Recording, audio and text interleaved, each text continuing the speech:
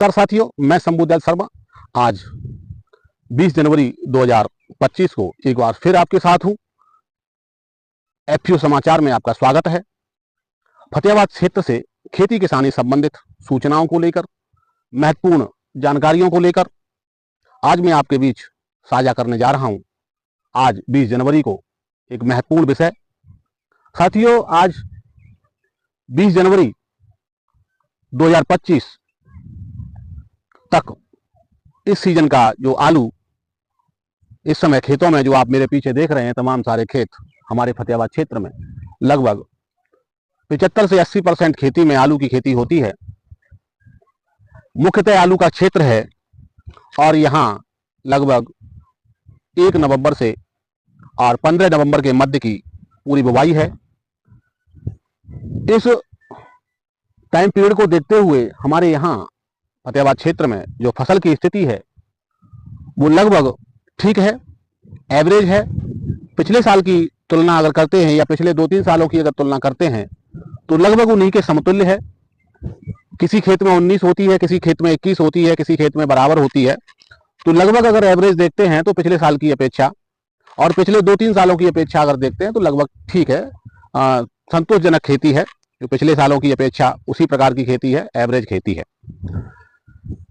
ऊपर और नीचे आलू का जो गर्मी की वजह से कुछ पैदावार में कमी तो अवश्य रहेगी, क्योंकि बहुत सारी समस्याओं का सामना भी किसानों ने इस साल किया है, बहुत सारी दिक्कतें भी किसानों ने इस साल झेली हैं।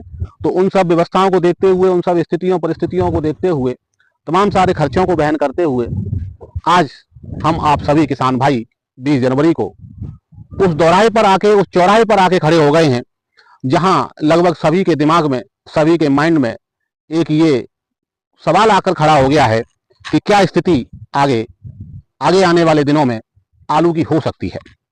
क्योंकि साथियों, पिछला 2024 वर्ष पूरा बढ़िया रहा था। किसान को अपनी फसल का वाजिब मूल्य मिला था, बहुत अधिक नहीं कहेंगे, लेकिन उसने जो प्रोडक्शन किया उसमें उसके खर्चे निकाल के और उसको कुछ 2-4 पैसे का बेनिफिट हो गया था।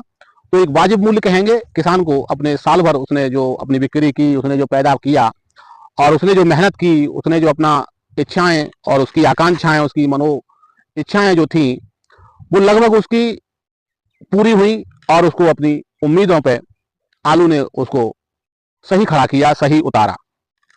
अब सवाल 2025 को लेकर सभी किसानों के जहन में ये बार बार कौन रहा है, बार बार सभी को इसकी चिंता हो रही है। क्योंकि पिछले 15-20 दिन, 30 दिन, 40 दिन या पिछले साल की अपेक्षा आज 20 जनवरी को जो आलू में तमाम सारी ऊंचाइयां छुई थी, तमाम सारे रिकॉर्ड बनाए थे, वो आज आकर मेरे साथियों डाउन हो गए हैं। किसानों का मनोबल काफी भावों को लेकर डाउन हुआ है। लेकिन मैं आपसे इस विषय पे कुछ कहना चाह रहा हूं। इसी विषय को लेकर मैं आज आपके बीच हूं और इसी विषय पे मैं आपसे आज चर्चा कर रहा हूं।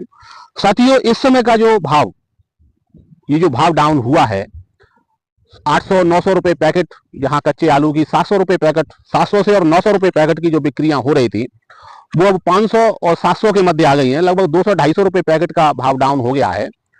ये डाउन भाव जो हुआ है उसके पीछे एक बहुत बड़ा नेटवर्क काम करता है साथियों। और वो नेटवर्क आज एकदम से इस साल नहीं आया है। यही नेटवर्क की वजह से किसान पिछले कई दशकों से और अपनी हालतों पे रोने के लिए मजबूर है साथियों। अब आपको उस किसान भाई उसको थोड़ा सा समझने लगा है और हमारे सभी जो यूट्यूबर भाई हैं उनकी वजह से इसकी कुछ परतें हैं वो भी खुलने लगी हैं साथियों। इसका एक सबसे बड़ा, जैसे हम आप सभी किसान भाई अपनी फसल को महंगा बेचने का प्रयास करते हैं कि हमें ज्यादा से ज्यादा अपने प्रोडक्ट का पैसा मिल जाए और ज्यादा से ज्यादा हमारी फसल अच्छे दामों में बिक जाए। एक बहुत बड़ी लॉबी है जिसका घर, जिसका चूल्हा, जिसके सारे सपने, जिसकी सारी इच्छाएं, जिसकी सारी मनोदशाएं टोटल एग्रीकल्चर प्रोडक्ट पर डिपेंड हैं। टोटल उनकी सारी व्यवस्थाएं एग्रीकल्चर से चलती हैं। लेकिन वो बहुत बड़ी लॉबी है, वो किसी भी एग्रीकल्चर प्रोडक्ट को सस्ता देखना चाहती है साथियों, सस्ता खरीदना चाहती है साथियों। और वो कंज्यूमर नहीं है। वो लॉबी जो है वो कंज्यूम करने वाली लॉबी होती तो हम ये कह सकते थे कि वो कंज्यूमर लॉबी है और वो तो जो उसको कंज्यूम करेगा, उसको खर्च करेगा, वो तो सस्ता चाहेगा। ये वो लॉबी है जो साथियों सस्ता खरीदना चाहती है लेकिन सस्ता खरीदकर सस्ता बेचती नहीं है। ये सस्ता खरीद कर बेचती बहुत महंगा है। तो जो प्रोडक्शन करता है, जो प्रोड्यूसर है, उसको नुकसान सबसे बड़ा इस चीज का होता है। और दूसरा इसका जो नुकसान है वो कंज्यूम करने वाला कंज्यूमर है, उसको होता है। लेकिन इस सस्ते मद्दे का जो खेल होता है, इसका पूरा लाभ वो लॉबी उठाती है, और वो लॉबी पिछले कई दशकों से इस लाभ को उठाती चली आ रही है साथियों। इसका किसान भाइयों को इसके चंगुल से निकलने के लिए, सभी किसान भाइयों को इस चंगुल से निकलने के लिए, उस लॉबी को आप समझ ही गए हैं। टोटल जितनी भी मंडियां हैं, उनका जो पूरा एक कॉकस होता है, उन्होंने पूरी अपनी एक जुगलबंदी बना रखी है, उन्होंने अपने पूरे गिरोह बना रखे हैं, पूरा अपना एक तंत्र खड़ा कर रखा है, और वो टोटल मंडियों में उनका पूरा जमावड़ा रहता है, और मंडियों के इर्द गिर्द ही उनका पूरा तंत्र घूमता रहता है साथियों। और इतना मजबूत तंत्र, जब कोई फसल आती है उस समय खासकर, ये दो तीन फसलें ऐसी हैं जिसमें एक आलू सबसे ज्यादा महत्वपूर्ण फसल हो जाती है साथियों। क्योंकि ये आलू सब्जी का राजा कहें, या एक तरीके से थाली का राजा कह सकते हैं इसको। हमारे इंडियन भारतीय जो कल्चर है, उसमें जो हमारी थाली का जो भोजन का जो एक सिस्टम है, तो इसको सब्जी का राजा न कह के आप इसको थाली का राजा कह सकते हैं आलू को। तो जो थाली का राजा है, तो इसका कई प्रकार से प्रयोग होता है।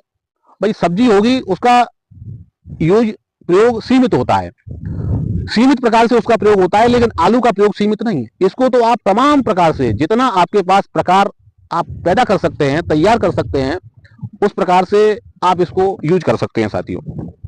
तो थाली का राजा, और इसको सस्ता करने पर, इसको मंदा करने पर उन लोगों को बहुत बड़ा मुनाफा साथियों हो जाता है। अभी इस समय आपको 200-300 रुपए का जो पैकेट पे भाव गिरा है, लगभग 500-600 रुपए क्विंटल पे जो भाव गिरा है, इसका मुख्य कारण वही लॉबी है साथियों। मेरी 1-2-3 व्यापारी भाइयों से बात हो रही थी इस विषय पे, जो इस विषय पे बड़ा अपना उन्होंने दर्द भी बयां किया था।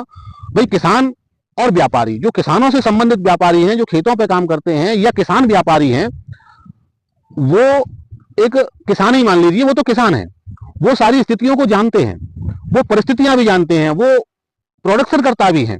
व्यापार तो उन्होंने अपना साइड बिजनेस कर लिया है, लेकिन वो प्रोड्यूसर भी हैं आलू के, प्रोडक्शन करता भी हैं, उत्पादक भी हैं। तो वो भी लोग जब इन चीजों को देखते हैं, मार्केट में, मंडियों में इन स्थितियों को देखते हैं, जब आड़तियों को और उनसे जो खरीदने लेने देने वाले लोग हैं, उनको जब इस तरीके की बात उनके दिमाग में, कानों में भी आती है, तो उनको भी दर्द होता है साथी। क्योंकि हैं तो वो भी किसान ही, वो भी इस दर्द को, जब मुझे 1-2 ऐसे व्यापारी भाई मिले और उन्होंने मुझे जब इस दर्द को बयां किया, तो मैं भी एकदम से तंग रह गया साथी, जब मैंने इसको सुना। तो मैं वही चीज आज आपके साथ शेयर कर रहा हूं। देखिए, इस समय पिछले 15 दिन से, 20 दिन से, 25 दिन से लगातार इस विषय पे एक चर्चा हो रही थी कि इस समय आलू का जो भाव है, पिछले कई सालों से नहीं रहा।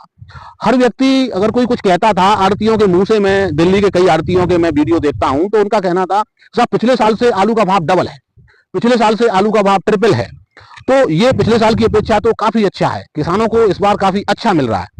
तो ये उनका जो कहने का जो सिस्टम था, उसका रिजल्ट, उसका जो ऐसा क्यों कहना था, वो मुझे आज पता चला साथियों। इसलिए मेरे मन में ये सवाल आया कि क्यों ना आप सभी के बीच में भी इस चीज को शेयर किया जाए, आपसे भी इस विषय पर डिस्कस किया जाए, जिससे आप सभी लोग इस विषय को लेकर जागरूक हों साथियों। उनके पास, जैसे इधर से जो मंडी में माल पहुंचाने वाले हैं, प्रोडक्शन करता हैं या व्यापारी हैं, उनके पास दोनों तरफ की चैन होती है। इधर के पहुंचाने वाले भी 10, 20, 50, 100 लोगों के उनके पास नेटवर्क होता है, और उधर से लेने वाले जो लोग हैं, खरीदार हैं, उनका जो बीच का जो काम करते हैं, खरीद के और दूसरी दुकानों पे ले जाते हैं या अपने दूसरे लोगों को देते हैं, छोटे छोटे लोगों को पहुंचाते हैं, तो उनके पास दोनों तरह की चैन होती है, वो एक बीच में बैठे हुए हैं साथियों। तो उनका पूरा प्रयास था पिछले 25 दिनों से कि आलू किसी प्रकार से सस्ता हो, आलू सस्ता हो, तभी वो लोग इधर से सस्ता खरीदेंगे, लेकिन वहां सस्ता बेचेंगे नहीं, बेचेंगे अपने उसी भाव में। उनका अच्छा खासा उनको बेनिफिट इस विषय पे, इस टाइम पे हो जाता है साथियों। जब सीजन का, कोई चीज का सीजन आता है, कोई फसल का सीजन आता है, उस समय उनको अच्छा खासा, पूरे साल में जितनी इनकम होती है, पूरे साल के 12 महीने में जितनी उनको उस पर बेनिफिट मिलता है, उसका डबल ये 2 महीने में मिल जाता है साथियों। जितना उनको इस 2 महीने में मिलेगा, उतना उनको बाकी फिर 10 महीने में मिलेगा। तो उनका एक पूरा टारगेट रहता है कि ये 2 महीने में ज्यादा से ज्यादा इनकम दोनों तरफ से कमाई जाए। व्यापारी जो वहां के जो आड़तियों के पीछे वाले जो होते हैं, खरीदार होते हैं उनका, और आड़ती भाइयों का, क्योंकि उनको भी कमीशन और उसमें जो बेनिफिट मिलना होता है वो वहीं से मिलना होता है साथियों, और बड़ा मोटे तौर पर उनको अच्छा खासा मिलना होता है।